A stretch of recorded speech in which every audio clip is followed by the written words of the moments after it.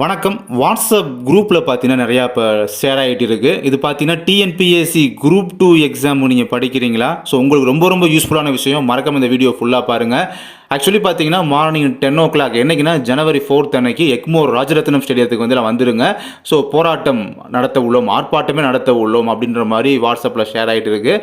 இது பார்த்தீங்கன்னா டிஎன்பிஎஸ்சி மற்றும் கவர்மெண்ட்டுக்கும் ரெண்டுக்குமே சரி நம்ம வந்து கவன ஈர்ப்பு ஆர்ப்பாட்டம் நடத்த உள்ளோம் அப்படின்னு சொல்லியிருக்காங்க.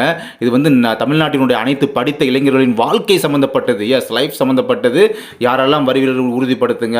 இந்த ஆர்ப்பாட்டத்தில் பார்த்தீங்கன்னா பல முன்னணி அரசியல் தலைவர்கள் கலந்து கொள்ள உள்ளனர் அப்படின்ற செய்தியுமே குறிப்பிட்டு சொல்லியிருக்காங்க. ஸோ எதுக்காக அப்படின்றது ஃபுல் டீட்டெயில் இந்த வீடியோக்குள்ள பார்க்கலாம். இந்த விஷயத்துக்காக பார்த்தீங்கன்னா டிசம்பர் 24ஆம் தேதியே காவல் துணை ஆணையாளர் அவங்கள்ட்ட பார்த்தீங்கன்னா பெர்மிஷன் வாங்கிட்டு தான் ஜனவரி 4ஆம் தேதி காலை 11 மணிலிருந்து 12 மணி வரை 1 மணி வரை கவன ஈர்ப்பு ஆர்ப்பாட்டமே நடத்த போகிறோம் சொல்லி இந்த மாதிரி பெர்மிஷன் வாங்கிட்டு தான் பண்ணுறாங்க. இந்த பெர்மிஷன் வாங்கின டேட்டு பார்த்தீங்கன்னா டிசம்பர் 24 வாங்கி முடிச்சிட்டாங்க. ஓகேங்களா? என்னதுக்காக பார்த்தீங்கன்னா டிஎன்பிஎஸ்சி எடுத்துக்கிட்டோம்னா இப்போ எக்ஸாம்பிளுக்கு குரூப் 1ல் வந்து வயது உச்ச வரம்பு, அதே மாதிரியே குரூப் 2 எக்ஸாம்லையுமே குரூப் 2ல் ஃபஸ்ட்டு ப்ரிலிமினரி எக்ஸாம் எப்படி அப்ஜெக்டிவ் டைப்பில் நடக்குதோ அதே மாதிரியே அடுத்த மெயின்ஸ் எக்ஸாம் பார்த்தீங்கன்னாமே டெஸ்கிரிப்டிவ் டைப்பில் நடக்க வேணாம், எங்களுக்கு அதுவுமே அப்ஜெக்டிவ் டைப்பில் வேணும். ஏன்னா குரூப் 2 மெயின்ஸில் வந்து நிறைய முறைகேடுகள்லாம் நடக்குது, மார்க் போடுறதுல வந்து முறைகேடு நடக்குது. அதனால் அதுவுமே எங்களுக்கு டெஸ்கிரிப்டிவ் டைப் வேணாம், எங்களுக்கு வந்து அப்ஜெக்டிவ் டைப் ஓஎம்ஆர் ஷீட்லேயே அதையுமே நாங்கள் வந்து எழுதணும் அப்படின்ற மாதிரி இன்னும் பல விஷயங்களுக்காக, முக்கியமாக 8 விஷயங்களுக்காக இந்த ஆர்ப்பாட்டம் அப்படின்ற நடத்துகிறாங்க. என்னன்றதை பார்க்கலாம். இப்போ அந்த 8 விஷயங்கள் என்னென்ன அப்படின்றத பார்க்குறீங்க. டிஎன்பிஎஸ்சி சம்மந்தப்பட்ட ஒரு 3-4 விஷயங்கள், அதுக்கப்புறம் நீட் எக்ஸாம் சம்மந்தப்பட்ட 2 விஷயங்கள், மொத்தமாக 8 விஷயங்களுக்காக இந்த 8 பாயிண்ட்ஸுக்காக பார்த்தீங்கன்னா ஆர்ப்பாட்டம் அப்படின்றது நடக்குது.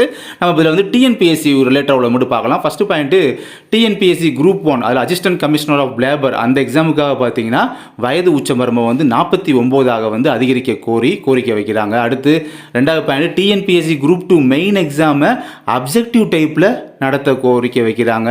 இது கண்டிப்பாக நமக்கே தெரிஞ்சு நடத்தி தான் ஆகணும். ஏன்னா டிஸ்கிரிப்டிவ் டைப் சொல்லும் போது வந்து ரொம்ப முறைகள் நடக்கிறத நம்ம வந்து நிறையா டைம்ஸ் பார்க்குறோம், போன வருஷம் கூட பார்த்துட்டோம். அதனால் இவங்க வைக்கிற 2வது பாயிண்ட்டு மிக மிக மிக அற்புதமான பாயிண்ட்டு.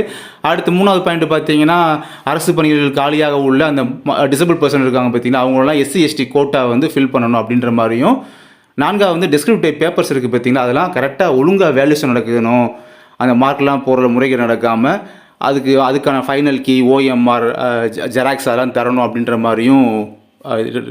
இதுதான் இந்த 4 பாயிண்ட்ஸ் தான் நம்ம டிஎன்பிஎஸ்சி ரிலேட்டடாக அவங்க மென்ஷன் பண்ணுறது. மொத்தம் 8 பாயிண்ட்ஸ், அந்த 4 பாயிண்ட் டிஎன்பிஎஸ்சி ரிலேட்டடாக உள்ளது. அந்த 4 பாயிண்டில் 2வது பாயிண்ட் வந்து அநேக நபர்கள் பெரும்பாலான ஸ்டூடெண்ட்ஸ் வந்து எதிர்பார்க்குறது அந்த 2வது பாயிண்ட் ரொம்ப பிடிச்ச பாயிண்ட்டாக இருக்கும். எங்களுக்கு அப்ஜெக்டிவ் டைப்பில் குரூப் 2 மெயின்ஸ் எக்ஸாம் வேணும் அப்படின்றது ரொம்ப ரொம்ப வேலிடான பாயிண்ட்டு, ரொம்ப வேலிடான பாயிண்ட் இருக்கிறதுலையே.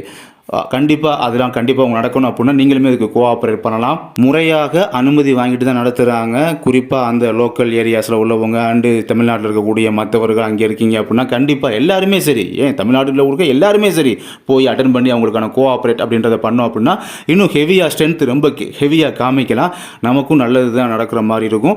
அதனால் யாரோ போய்க்கிருவாங்க, நமக்கு நல்லது நடந்தால் போதும் அப்படின்ற மாதிரி நீங்களுமே இழுக்காமல் தன்னெழுச்சியாக கரெக்டாக வந்தால் தான் நல்லது நடக்கும் அப்படின்றதையும் இந்த வீடியோ மூலமாக என்னோடய விஷயத்தையும் சொல்லிக்கிறேன். அதையும் குறிப்பாக ஒரு விஷயத்தை மென்ஷன் பண்ணியிருக்காங்க பாருங்கள். இந்த கூட்டத்தை கூட்டுறதுக்கு பார்த்தீங்கன்னா இப்போ கவர்மெண்ட் ஆளுங்கட்சி யாரும் பார்த்தீங்கன்னா திமுகவினுடைய தோழமை கட்சிகளையே அவங்களே கூப்பிட்டுருக்காங்க இந்த கூட்டத்துக்கு, இந்த ஒரு ஆர்ப்பாட்டத்துக்கு இதை கவனத்துக்கு கொண்டு போகணும் அப்படின்னா திமுகவுடைய தோழமை கட்சிகளையும் கூப்பிட்டுக்கணும்னு சொல்லி அவங்களுமே இன்வைட் பண்ணியிருக்காங்க. அவங்களுமே வரப்போகிறாங்க. அப்போ இது ஒரு மிகப்பெரிய எழுச்சியை சந்திக்கும், அதில் நல்லது நடக்கும் அப்படின்னு நம்பலாம். அதுக்கு முக்கியமாக உங்கள் எல்லாருடைய கோஆப்ரேட் அப்படின்றது ரொம்ப முக்கியம் இல்லையா? அதனால் யாரோ பண்ணிக்கிடுவாங்க, யாரோ இருந்துக்குருவாங்க அப்படின்னு இல்லாமல் எல்லாருமே அவங்கவுங்க தன்னெழுச்சியாக இந்த இடத்துக்கு ஸ்பாட்டுக்கு கரெக்டாக வந்தால் நல்லது கரெக்டாக கூடிய சீக்கிரம் விரைவிலே நடக்கும் அப்படின்னு சொல்லி நம்ம நம்பலாம். நன்றி.